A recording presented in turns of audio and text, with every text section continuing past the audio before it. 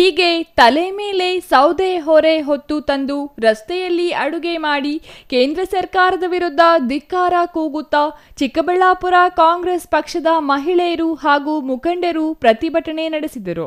ಚಿಕ್ಕಬಳ್ಳಾಪುರ ನಗರದ ಬಿಬಿ ರಸ್ತೆಯಲ್ಲಿರುವ ಕಾಂಗ್ರೆಸ್ ಪಾರ್ಟಿ ಆಫೀಸ್ನಿಂದ ಮೆರವಣಿಗೆ ಪ್ರಾರಂಭವಾಗಿ ಶಿಡ್ಲಘಟ್ಟ ವೃತ್ತದಲ್ಲಿ ಮಾನವ ಸರಪಳಿ ಮೂಲಕ ನೂರಾರು ಸಂಖ್ಯೆಯಲ್ಲಿ ಕಾಂಗ್ರೆಸ್ ಕಾರ್ಯಕರ್ತರು ಭಾಗವಹಿಸಿ ಪ್ರತಿಭಟನೆ ನಡೆಸಿದರು.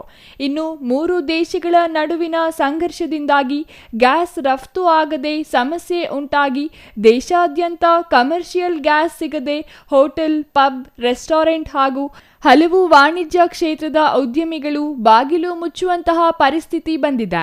ಇನ್ನು ಗ್ಯಾಸ್ ದರ ಏರಿಕೆ ಹಾಗೂ ರೈತರು ನೀರಾವರಿಗೆ ಬಳಸುವ ಡ್ರಿಪ್ ಪೈಪ್ಗಳ ಬೆಲೆ ಡಬಲ್ ಏರಿಕೆ ಆಗಿದೆ. ಹಾಗಾಗಿ ಇಂದು ಪ್ರತಿಭಟನೆ ನಡೆಸಿ ಕೇಂದ್ರ ಸರ್ಕಾರದ ವಿರುದ್ಧ ಪ್ರತಿಭಟನೆ ನಡೆಸುತ್ತಿದ್ದೇವೆ ಎಂದು ಕರ್ನಾಟಕ ರಾಜ್ಯ ಬೀಜ ನಿಗಮದ ಅಧ್ಯಕ್ಷ ನಂದಿ ಆಂಜನಪ್ಪ ತಿಳಿಸಿದರು.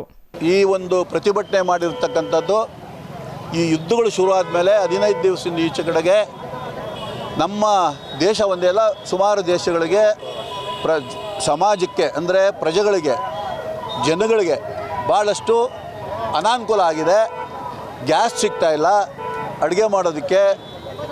ಎಷ್ಟೋ ಫ್ಯಾಕ್ಟ್ರಿಗಳು, ಉದ್ಯಮಿಗಳು ಮತ್ತು ಹಲವಾರು ಹೋಟೆಲ್ಗಳು ಮುಚ್ಚಿದ್ದಾರೆ.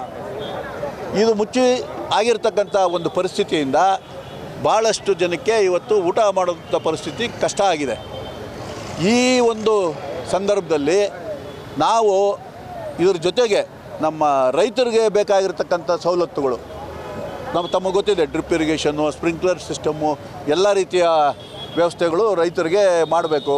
ಅದಕ್ಕೆ ಕೇಬಲ್ಲು, ಮತ್ತೊಂದು ಮಗದೊಂದು ಎಲ್ಲ ವಸ್ತುಗಳಿಗೂ ಸಹ 1 ರೂಪಾಯಿ ಇರ್ತಕ್ಕಂಥ ವಸ್ತು ಅಂದರೆ 1000 ರೂಪಾಯಿಗೆ ದೊರಕ್ತಾ ಇದ್ದಂಥ ವಸ್ತು 2000 ರೂಪಾಯಿಗೆ ಹೋಗಿದೆ.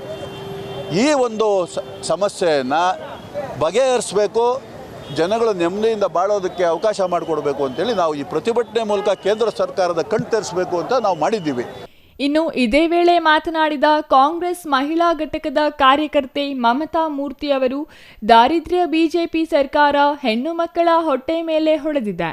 ಕಳೆದ ಬಾರಿಯೂ ಗ್ಯಾಸ್ ದರ ಏರಿಕೆ ಮಾಡಿದ್ರು, ನಾವು ರಸ್ತೆಗಿಳಿದು ಪ್ರತಿಭಟನೆ ನಡೆಸಿದ್ದೆವು. ಈಗಲೂ ಸಹ ಗ್ಯಾಸ್ನ ಬೆಲೆ ಏರಿಕೆ ಮಾಡಿದ್ದಾರೆ. ಇದರಿಂದ ಮಹಿಳೆಯರು ಸೌದೆ ಒಲೆಯಲ್ಲಿ ಅಡುಗೆ ಮಾಡುವ ಸಮಯ ಬಹಳ ಹತ್ತಿರ ಬಂದಿದೆ. 5 ನಿಮಿಷ ಒಲೆ ಹತ್ರ ಇರುವುದಕ್ಕೆ ಆಗಲಿಲ್ಲ, ಪ್ರಾಣ ಹೋಗಿ ಬಂದಂತೆ ಆಯಿತು ಎಂದರು. ಈ ದರಿದ್ರ ಬಿಜೆಪಿ ಸರ್ಕಾರ ನಮ್ಮ ಹೆಣ್ಣು ಮಕ್ಕಳ ಮೇಲೆ, ಹೊಟ್ಟೆ ಮೇಲೆ ಏನು ಹೊಡೆದಿದೆ ಅವರಿಗೆ ಧಿಕ್ಕಾರವನ್ನ ಹೇಳಿಕೆ ಬಯಸ್ತೀವಿ. ಇವತ್ತಿನ ದಿನ ನಾನು ಒಂದು ಮಾತು ಹೇಳಲಿಕ್ಕೆ ಬಯಸ್ತೀನಿ. ಹೋದ್ಸಲ ಕೂಡ ಇದೆ, ನಮ್ಮ ಗ್ಯಾಸ್ ಸಿಲಿಂಡರ್ಗಳನ್ನ ಅತಿ ಹೆಚ್ಚಿನ ದುಡ್ಡು ಮಾಡಿ ನಮಗೆ ಭಾಳ ಕಷ್ಟ ಕೊಟ್ಟು ಬೀದಿಗಿಳಿದು ನಾವು ಹೆಣ್ಮಕ್ಳುಗಳು ಹೋದ್ಸಲ ಚಿತ್ರಾನ್ನ ಮಾಡ್ಕೊಂಡು ನಾವೆಲ್ಲ ಕಡೆ ಹಂಚಿ ತಿಂದಿದ್ವಿ. ಈ ದಿನಗಳು ಮುಂದಿನ ದಿನಗಳಲ್ಲಿ ಹತ್ತಿರವಾಗಿದೆ, ಭಾಳ ಹತ್ತಿರವಾಗಿದೆ. ಇವ್ರು ಇದೇ ರೀತಿ ಆಟಗಳು ಆಡ್ಕೊಂಡು ಮುಂದಿನ ದಿನಗಳಲ್ಲಿ ಇದೇ ರೀತಿ ದುಡ್ಡು ಸಿಲಿಂಡರ್ನ ಜಾಸ್ತಿ ಮಾಡ್ತಾ ಹೋದಲ್ಲಿ ನಾವುಗಳೆಲ್ಲ ಸೌದೆ ಒಲೆ ಹಚ್ಚುವಂಥದ್ದು ಬಹಳ ಹತ್ತಿರದಲ್ಲಿದೆ. ನಾನು ಮೋದಿಜಿ ತಮಗೆ ಹೇಳ್ತೀನಿ, ನಮ್ಮ ಕಾಂಗ್ರೆಸ್ ಪಕ್ಷದ ಬಗ್ಗೆ ನೀವು ಮಾತಾಡ್ತಿರಲ್ಲ, ಮಾನ ಮರ್ಯಾದೆ ಇರ್ತೈತೆ. ನೀವುಗಳು ಹೆಣ್ಣು ಮಕ್ಕಳ ಮೇಲೆ ಹೊಟ್ಟೆ ಮೇಲೆ ಹೊಡಿತಾರ, ನೀವುಗಳು ಎಚ್ಚೆತ್ತುಕೊಳ್ಳಿ. ಮುಂದಿನ ದಿನಗಳಲ್ಲಿ ನಾವು ಇಡೀ ಹೆಣ್ಣು ಮಕ್ಕಳು ಬೀದಿಗೆ ಇಳಿದು ಹೋರಾಟ ಮಾಡುವಂಥ ಕೆಲಸ ಬರ್ತದೆ.